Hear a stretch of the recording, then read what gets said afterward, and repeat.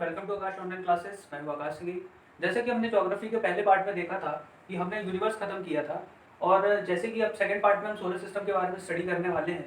तो जिसने भी यूनिवर्स जो मेरा सेकंड फर्स्ट पार्ट था वो नहीं देखा है, तो लिंक में डिस्क्रिप्शन डली हुई है, आप प्लीज़ उसको देखिए। और उसके बाद फिर हम आज स्टार्ट कर रहे हैं सोलर सिस्टम। तो सोलर सिस्टम के अंदर आज पढ़ेंगे हम कि हमारा सोलर सिस्टम जो है वो किन किन चीज़ों से मिलकर बना हुआ है, और कैसे जो है उसका एवोल्यूशन वगैरह सब पढ़ेंगे। ओके। तो जो भी मेरा वीडियो देख रहे हैं, मेरी उनको सलाह है कि प्लीज़ वीडियो स्टार्ट से लेकर एंड तक देखिए, क्योंकि एंड में कुछ ऐसे क्वेश्चंस मैं आपको बताऊंगा जो कि डायरेक्टली हमारे पास क्वेश्चंस आ चुके हैं पेपर में या फिर आ सकते हैं। ओके। तो सोलर सिस्टम के बारे में बेसिकली मैं आपको बताऊं तो सोलर सिस्टम जो कंसिस्ट करता है वो सन होता है, और सन के अलावा हमारे पास 8 प्लैनेट है। उसके अलावा हमारे पास सोलर सिस्टम में कॉमेट्स हैं, एस्टेरॉइड्स हैं, और जो भी और छोटे छोटे डस्ट पार्टिकल्स वगैरह हैं, उन सबको मिला के पूरे एक सोलर सिस्टम बना हुआ है। और ये सारे सोलर सिस्टम में जो सबसे इंपॉर्टेंट है वो है हमारा सन।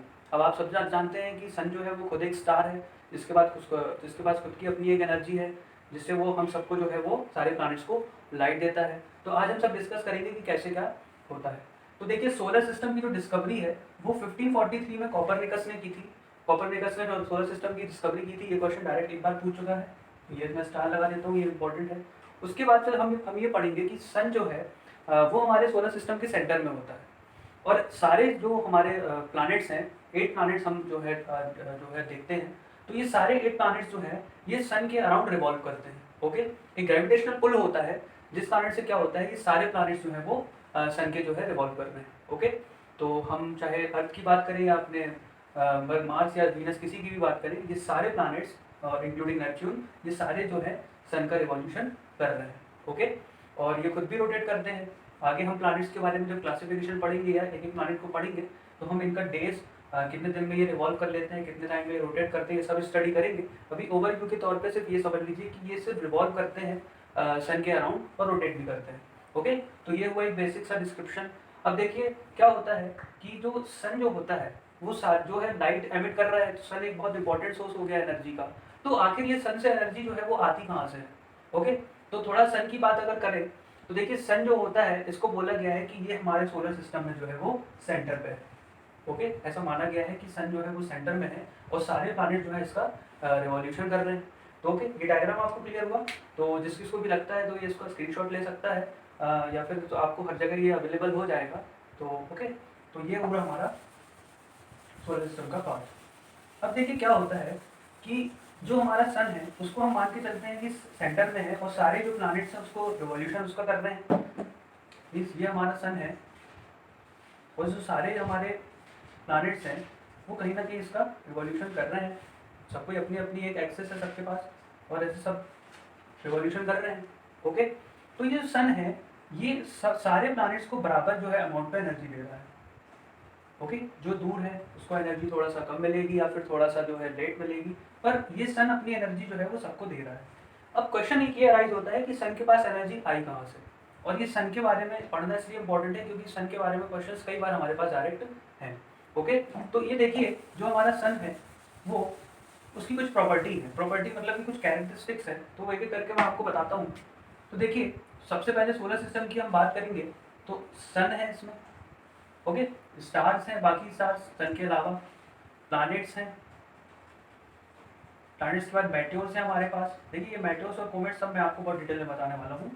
ये कॉमेट्स हैं एंड अदर डस्ट पार्टिकल्स हैं। ओके। ये सारे डस्ट पार्टिकल्स या कॉमेट्स ये सब हमारे पास है अवेलेबल। ओके। तो ये सारे को मिलकर जो बनता है, ये क्या बनता है? Solar system. अब इसमें सबसे पहले हम देखिए स्टार्स के बारे में हम बात कर चुके थे ऑलरेडी, हमको आज बात करनी है सन के बारे में। ओके। सन के बाद फिर हम आएंगे प्लैनेट्स के बारे में, और प्लैनेट्स के बाद फिर हम मेटेओर्स, कॉमेट्स और डस्ट पार्टिकल्स के बारे में पढ़ेंगे। ओके। तो आज हम बात कर रहे हैं सन के बारे में। तो थोड़ा सा जो बेसिक मैं रिव्यू आपको देना चाहता हूँ सन के लिए, वो ये है कि देखिए, सन जो है उसका जो सोर्स ऑफ एनर्जी है, सोर्स ऑफ एनर्जी, देखिए सन के पास सोर्स ऑफ एनर्जी मतलब सन में कुछ एनर्जी बनती होगी जब भी तो वो सारे प्लैनेट्स को देता है। सन के पास अपनी खुद की लाइट है, तो वो आखिर आई कहाँ से? तो देखिए, सन के पास हाइड्रोजन है और हीलियम है, ये मेन कॉन्स्टिट्यूट है सन में। अब हाइड्रोजन जो है वो अराउंड 71% है, और हीलियम जो है वो 26.5% के अप्रोक्सीमेट है। बाकी हम बात करेंगे 2% में अदर गैसेस हैं। तो होता क्या है कि हाइड्रोजन और हीलियम, तो हाइड्रोजन जो हमारा एलिमेंट होता है या आयन होता है, ये कंटिन्यूसली हीलियम में कन्वर्ट होता रहता है, हाइड्रोजन हीलियम में कन्वर्ट होता रहता है। तो उससे क्या होता है, उस प्रोसेस को हम बोलते हैं हाइड्रोजन कन्वर्टेड टू हीलियम, और इस प्रोसेस को बोला जाता है न्यूक्लियर फ्यूजन। क्या बोला जाता है? Nuclear fusion. फ्यूजन याद रखिएगा, एक न्यूक्लियर फिजन होता है और एक न्यूक्लियर फ्यूजन होता है। तो हमारा जो हाइड्रोजन है वो सन में हीलियम में टोटल कन्वर्ट होता रहता है पूरे टाइम, और यही एक बहुत अमाउंट ऑफ एनर्जी जो है एमिट करता है। किसके थ्रू? न्यूक्लियर फ्यूजन के थ्रू। आपने पढ़ा ही होगा न्यूक्लियर फ्यूजन का प्रिंसिपल हम 9th-10th में पढ़ के आते हैं। तो न्यूक्लियर फ्यूजन में क्या होता है, एक एलिमेंट जो है दूसरे एलिमेंट में क्या होता है, फ्यूज होता है। फ्यूज मतलब कि मिलता है। तो ये जो फ्यूज होता है तो ये बहुत सारे अमाउंट ऑफ एनर्जी जो है एमिट करता है, और यही रीजन है सन की एनर्जी का। ओके, तो सन न्यूक्लियर फ्यूजन के कारण एक बहुत अमाउंट ऑफ लाइट या बहुत अमाउंट ऑफ एनर्जी एमिट करता है, और वो एनर्जी जो है सोलर एनर्जी के रूप में सारे प्लैनेट्स में आती है। ओके, और हम सोलर एनर्जी के एप्लीकेशंस तो बहुत अच्छे से जानते हैं। तो ये आपको समझ में आया। अब देखिए सन का जो है हमारे पास जो डाटा अवेलेबल है वो ये है कि सन का कितना क्या डिस्टेंस है अर्थ से, सन से कितनी, सन अर्थ से कितनी दूरी पे है, कितना बड़ा है। तो देखिए मैं शॉर्ट में लिख देता हूँ, 13 lakh times bigger than earth, and second dia of sun कितना है, 14 lakh kilometres. Okay, and surface temperature कितना है, 5778 केल्विन। जो स्क्रीनशॉट लेना चाहते हैं वो स्क्रीनशॉट भी ले सकते हैं। ये शॉर्ट, ये 3 चीज़ें आपको पता होना चाहिए। और एक चीज़ और क्या पता होना चाहिए कि hydrogen and helium are main constituents. Okay, percentage याद रख लेंगे तो अच्छा है, नहीं भी रखेंगे तो इतना कोई इंपॉर्टेंट नहीं है। तो कॉन्स्टिट्यूएंट्स, ओके, ये 4 बातें सन के बारे में याद होनी चाहिए। Okay, clear? तो ये होता है। अब देखिए हम आते हैं कि ये तो हो गई सन की बात। अब ये देख लेते हैं कि प्लैनेट्स का क्या सिस्टम है। प्लैनेट जो है वो हमारे लिए इंपॉर्टेंट कैसे हैं और क्या उनकी प्रॉपर्टी है। ओके, तो देखिए जो प्लैनेट्स हैं वो कितने हैं हमारे पास, वो है 8 प्लैनेट्स हैं। और इन 8 प्लैनेट्स का जो है वो एक क्लासिफिकेशन है। देखिए पहले 9 प्लैनेट्स थे, प्लूटो भी प्लैनेट था पहले, पर प्लूटो जो है 24 अगस्त या 24 अगस्त 2006 को IUC, क्या नाम है, सॉरी IAU, इसका फुल फॉर्म क्या होता है, इंटरनेशनल एस्ट्रोनॉमिकल यूनियन। ये जो IAU था इसने 24 अगस्त 2006 को डिक्लेयर किया था कि प्लूटो जो है अब प्लैनेट नहीं है। Declared on 24 August 2006 that Pluto is not a planet, Pluto planet नहीं। समझ में आया? IAU ने 2006 में एक घोषणा की थी या डिक्लेयर किया था कि प्लूटो क्यों नहीं है, क्योंकि जो रिक्वायरमेंट्स होती है प्लैनेट्स की वो प्लूटो जो है फुलफिल नहीं कर पा रहा था। ओके, अब रिक्वायरमेंट मतलब कि कुछ रिक्वायरमेंट, कुछ शेप होगा, उसमें कुछ कॉन्स्टिट्यूएंट होंगे जो कि शायद प्लूटो में नहीं है। तो प्लूटो प्लैनेट ना होके प्लूटो क्या बन गया था, एक ड्वार्फ प्लैनेट। ड्वार्फ मतलब क्या होता है हिंदी में, बौना, क्योंकि साइज में बहुत ही छोटा था, ये बहुत छोटा। तो एक फिगर होता होगा, जिससे छोटा होगा तो वो प्लैनेट नहीं माना जाएगा। तो उसको जो है वो कंडीशन जो है प्लूटो फुलफिल नहीं कर पाया और ये क्या बन गया, डॉट प्लैनेट। Okay, clear? तो प्लूटो जो है वो डॉट प्लैनेट हो गया है। तो ये क्यों हुआ है समझ में आया? तो देखिए अब उसके बाद हमारे पास जो प्लैनेट बचे हुए हैं आफ्टर 2006, वो कितने बचे हुए हैं, 8। अब उसमें भी इनका कुछ क्लासिफिकेशन। देखिए आप जानते हैं अगर सन से अगर सन के रिस्पेक्ट में अगर देखें तो सबसे पहले होता है मरकरी।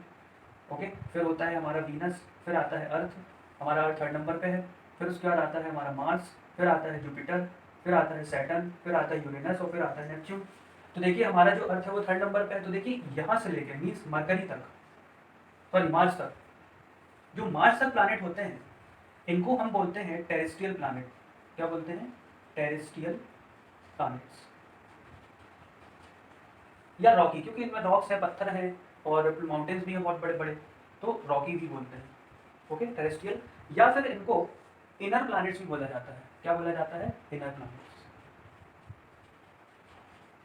तो ये क्लासिफिकेशन समझ में आया आपको? ये मार्स तक जो होते हैं ये 4 ये इनर प्लैनेट होते हैं, और जो बाकी 4 होते हैं मीन जुपिटर, सैटर्न, यूरेनस और नेपच्यून, इनको बोलते हैं हम गैसियस प्लैनेट। देखिए सैटर्न का फिगर कभी भी आपने देखा होगा, जैसे कि मैंने भी अभी बनाया था, तो ये जो है ये ऐसा कुछ यहाँ पे रिंग बना हुआ है ना, तो वो क्या है? डस्ट पार्टिकल का रिंग है। ओके, तो इनको क्या बोलते हैं अपन? गैसियस प्लैनेट्स, क्योंकि इनमें बहुत गैसेस हैं। और इनको क्या बोलते हैं? आउटर प्लैनेट भी बोलते हैं, आउटर प्लैनेट भी बोलते हैं, और जोवियन प्लैनेट भी बोलते हैं। क्या बोलते हैं? Jovian, Jovian planet. ठीक है, तो ये 3 उनको कैटेगराइज किया, गैसियस प्लैनेट, आउटर प्लैनेट या जोवियन प्लैनेट। तो ये इनका क्लासिफिकेशन है। क्या है ये? क्लासिफिकेशन। ठीक है, तो जो मरकरी, वीनस, अर्थ और मार्स ये काय में आ जाते हैं? टेरेस्ट्रियल या फिर इनर पे। और जो हमारे जुपिटर, सैटर्न, यूरेनस और नेपच्यून ये काय में आ जाते हैं? गैसियस या फिर आउटर या फिर जोवियन। ओके, क्लियर हुआ? देखिए यहाँ पर इन चारों में आपको बहुत प्रॉपर्टीज और मिल जाएंगी पढ़ेंगे तो। इनमें एटमॉस्फेयर होता है, ओके, और इनमें संभावनाएं हैं कि हो सकता है कि कभी ना कभी जीवन शायद पाया जाए, तो इनमें संभावनाएं हैं।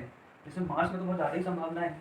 ओके, तो समझ में आया? अब इनका क्या रोटेशन है, क्या इनका जो रिवॉल्यूशन है, वो हम जब सेपरेट प्लैनेट्स पढ़ेंगे तब बिल्कुल डिस्कस करेंगे। अभी सिर्फ एक ये ओवरव्यू है। तो ये क्या है? क्लासिफिकेशन। ठीक है, अब इसमें जो क्वेश्चंस पूछते हैं या तो जो जानना हमारे लिए ज़रूरी है वो ये है कि कौन सबसे बड़ा है और कौन जो है वो सबसे नियरेस्ट है। तो देखिए नियरेस्ट सन के जो है वो तो सभी जानते हैं, कौन है? मरकरी। देखिए यहाँ पर दिख भी रहा है इस डायग्राम में कि जो सन के सबसे पास है वो कौन है? मरकरी। देन वीनस, देन अर्थ। अपना अर्थ जो है वो 3rd नंबर पर है। तो नियरेस्ट अगर मैं बोलूँ तो नियरेस्ट कौन हो जाएगा मेरा? मरकरी। और जो फारथेस्ट हो जाएगा, फारथेस्ट मतलब कि सबसे दूर, वो कौन हो जाएगा? नेपच्यून। ओके, फारथेस्ट कौन हो जाएगा? नेपच्यून, और नियरेस्ट हो जाएगा मरकरी। तो ये क्लियर हुआ? तो ये क्वेश्चन भी आपके पास कभी ना कभी एक बार पूछ चुका है डायरेक्ट। ओके, तो ये तो कॉमन सेंस है, जिसको सोलर सिस्टम का फिगर थोड़ा बहुत भी याद होगा तो वो ये बना लेगा। ठीक है, जो भी पूछ ले 3rd, 4th, 5th तो आप कर सकते हैं। तो ये समझ में आया। अब उसके बाद फिर जो है कि सबसे बड़ा कौन है और सबसे छोटा कौन है। तो देखिए मैं असेंडिंग ऑर्डर, बड़े से छोटे में लिख रहा हूँ। देखिएगा असेंडिंग ऑर्डर, असेंडिंग, असेंडिंग मतलब बड़े से छोटे से बड़ा, सॉरी डिसेंडिंग ऑर्डर बोलना चाहिए मुझे, बड़े से छोटा। डिसेंडिंग ऑर्डर में लिख रहा हूँ, डिसेंडिंग ऑर्डर। ओके, तो ये क्या है? सबसे बड़ा जो है वो कौन है? जुपिटर। ओके, जुपिटर के बाद जो 2nd नंबर पे है वो कौन है? सैटर्न। सैटर्न के बाद कौन है? यूरेनस। यूरेनस के बाद है नेपच्यून। नेपच्यून के बाद जो 5th नंबर पर है वो हमारी अर्थ है। तो देखिए ये क्वेश्चन कभी एक बार डायरेक्टली पूछ चुका है कि जो डिसेंडिंग ऑर्डर में ऐसा पूछा जाए तो अर्थ जो है वो किस नंबर पे है? तो 5th नंबर पे। ओके, सन के हिसाब से देखें तो अर्थ का जो पोजीशन है वो 3rd नंबर पर है। डिसेंडिंग ऑर्डर में देखा जाए तो अर्थ जो है वो 5th नंबर पे है। उसके बाद 6th नंबर पे कौन है हमारे पास? वीनस। ठीक है, उसके बाद 7th जो है वो है हमारे पास मार्स, और जो सबसे छोटा है वो है मरकरी। ओके, मरकरी सबसे पास में है और सबसे छोटा भी है। तो सबसे बड़ा कौन है? जुपिटर, और जो सबसे दूर है मतलब जो सबसे छोटा है वो कौन है? मरकरी। क्लियर हुआ दोस्तों? तो ये ऑर्डर याद रखिएगा क्योंकि इस ऑर्डर पे बेस्ड क्वेश्चन कभी कभी पूछ लेता है। क्लियर हुआ दोस्तों? तो आज हमने देखा क्लासिफिकेशन और ऑर्डर्स। अब देखिए कुछ इंपॉर्टेंट क्वेश्चन है जो पेपर में कई बार पूछता है, मैं आपके साथ वो डिस्कस करना चाहता हूँ। तो सबसे पहला जो क्वेश्चन हमारे पास पेपर में आया है, एक चीज़ और, प्लैनेट्स की कुछ क्लासिफिकेशन हो या कुछ कैरेक्टरिस्टिक्स होती हैं। सबसे पहली क्या कि ये ओपेक बॉडी है, ट्रांसपेरेंट है ना, आर पार थोड़ी दिखता है, ओपेक बॉडी है, प्लस रिवॉल्व करते हैं, ये तो मैं आपको बता ही चुका था, revolve around the sun. Okay, 3rd property क्या है? लाइट जो है इनका एमिट होती है? नहीं, लाइट ये प्राप्त करते हैं, है ना, लाइटेड बाय सन, क्योंकि खुद की लाइट नहीं होती, किसी भी प्लैनेट की खुद की लाइट नहीं होती। तो ये याद रखिएगा प्लैनेट्स के बारे में छोटा सा कैरेक्टरिस्टिक्स है प्लैनेट की। ये ओपेक बॉडी है, ओके, और रिवॉल्व अराउंड द सन, सन के अराउंड रिवॉल्व करते हैं, और लाइटेड बाय सन। क्लियर हुआ दोस्तों? अब उसके बाद फिर क्वेश्चन कुछ देख लेते हैं, जो क्वेश्चन हमारे पास पेपर में डायरेक्टली पूछे हैं वो क्वेश्चन मैं आपके साथ डिस्कस करना चाहता हूँ। तो देखिए एक क्वेश्चन जो बहुत पहले आया था एक पेपर में, शायद एसएससी का ही 2014 का क्वेश्चन है कि distance of the sun from the earth near, मतलब कि approximate distance approximate distance of sun from earth. तो इसका आंसर क्या होगा जानते हैं? सोचिए क्या होगा आंसर। इसका आंसर होगा 150 मिलियन किलोमीटर। ओके, फिगर याद रखिएगा 150, समझ जाएंगे आप। ओके, तो ऑप्शन आएगा तो आंसर क्या होगा 150। सेकेंड क्वेश्चन जो हमारे पास है वो है outer layer of sun, which is called outer layer of sun. Sun की आउटर लेयर जो होती है, मीन्स ये हमारा सन है, तो इस लेयर को क्या बोलते हैं? ये जो लेयर है, ओके, तो इस लेयर को, आउटर लेयर को क्या बोलते हैं? ये नाम कभी नहीं भूलेंगे आप। इसका जो आंसर है वो है कोरोना। क्या है? कोरोना, जिसने कई लोगों की नींद उड़ाकर रखी है, कोरोना। ओके, और ये जो कोरोना है ये नॉर्मल हम नेकेड आई से नहीं देख सकते। इसके लिए क्या किया है, एक स्पेशल टेलीस्कोप बनाया है जिसको हम बोलते हैं special solar telescope, special solar telescope. Okay, special solar telescope, और जिसका नाम होता है कॉर्नोग्राफ। क्या होता है? कॉर्नोग्राफ, कॉर्नोग्राफ। ओके, ये कॉर्नोग्राफ याद रखिएगा। कभी कोई पूछ सकता है कि which is the special solar telescope made for made to see the outer layer of sun, corona. Okay, naked eye से विजिबल ये नहीं। तो क्लियर हुआ दोस्तों। उसके बाद जो तीसरा क्वेश्चन है हमारे पास वो ये है, temperature of the sun at centre. What is the temperature of sun at centre? जानते हैं? ये एसएससी का क्वेश्चन है 2016। ओके, तो इसका आंसर क्या होगा दोस्तों? सोचिए, ऑप्शन दूं तो ऑप्शन है आपके पास 1.4 into 10 to the power 7, 1.3 into 10 to the power 7, 1.5 into 10 to the power 7 and D is none of these. तो इसका जो आंसर है वो है 1.571 into 10 to the power 7। Okay, ये फिगर याद रखिएगा, 1.5 ही बस याद रखेंगे तो भी बहुत है। ओके, तो what is the temperature of sun at centre? Centre पे सन का टेम्परेचर कितना है? 1.571। ओके, इतना ज़्यादा है। ठीक है, उसके बाद जो फोर्थ क्वेश्चन है हमारे पास वो ये है कि what is the speed of light at which light reaches at earth surface. Speed of light, ये जनरल क्वेश्चन है, फिजिक्स में भी आता है कई बार। स्पीड ऑफ लाइट बहुत जनरल क्वेश्चन है, स्पीड ऑफ लाइट कितनी है तो बहुत सारे लोगों को पता भी होगा। तो स्पीड ऑफ लाइट होती है 3 into 10 to the power 5 kilometre per second. ये यूनिट याद रखिएगा क्योंकि देने वाला कभी कभी यूनिट से जो है वो चेंज कर देता है।